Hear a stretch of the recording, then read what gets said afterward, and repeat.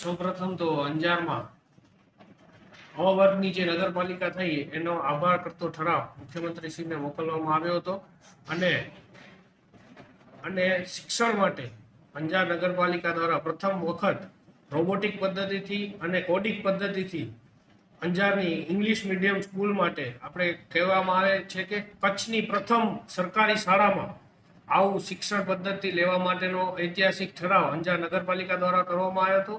તે ઉપરાંત અલગ પાણીના ઝોનની વ્યવસ્થા કરવા માટેનો પણ વિચાર અંજારની જનતાને ક્યારેક પણ પાણીની તકલીફ ન પડે, અત્યારે નર્મદા આધારિત છે, ક્યારેક નર્મદાનું લાઈન બંધ થઈ જાય તો પણ આપણે ટપ્પરમાંથી પાણી લઈ શકીએ, એના માટેનું અલગથી ઝોન ઊભું કરી અને આ ઐતિહાસિક નિર્ણય કરવામાં આવ્યો હતો।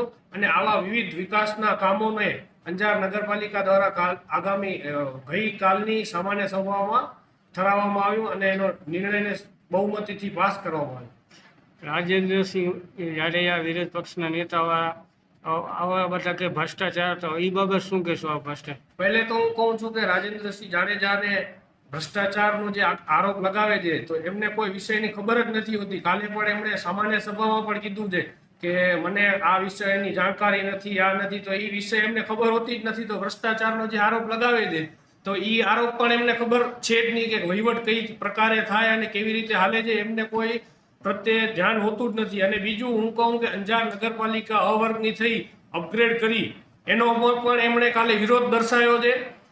એ અંજારની જનતા માટે નુકસાનકારક છે કે જે આ વિરોધ પક્ષના નેતા કે છે પણ ખરેખર છે પણ નહીં વિરોધ પક્ષના નેતા, પણ પોતાને જે વિરોધ પક્ષના નેતા કેવડાવે છે એમને એ પણ જ્ઞાન નથી કે 10% સીટ હોય તો જ એ વિરોધ પક્ષના નેતા કહેવાય, એમને એ પણ જ્ઞાન નથી કે એકલા છે છતાં પણ પોતાને વિરોધ પક્ષના નેતા કહે છે। અને બીજું આપણે જોવા જઈએ તો કાલે વિવિધ સમાજોના આપણે સ્મશાન માટેના કામો, વિવિધ સમાજવાડી માટેના જે કામ લીધા છે એમાં પણ એમણે વિરોધ દર્શાવ્યો છે। એનો મતલબ એ છે કે એ સમાજના પણ વિરોધમાં છે।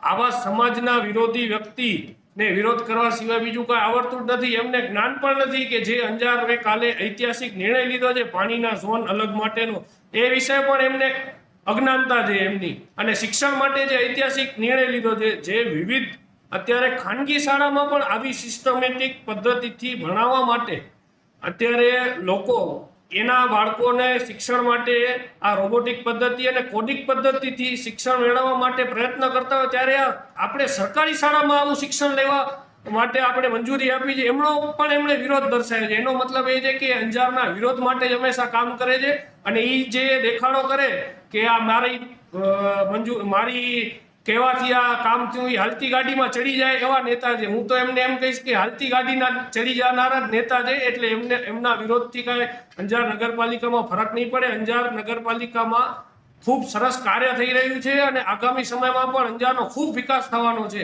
એ હું ખાતરી આપું છું અંજારના દરેક શહેરીજનો।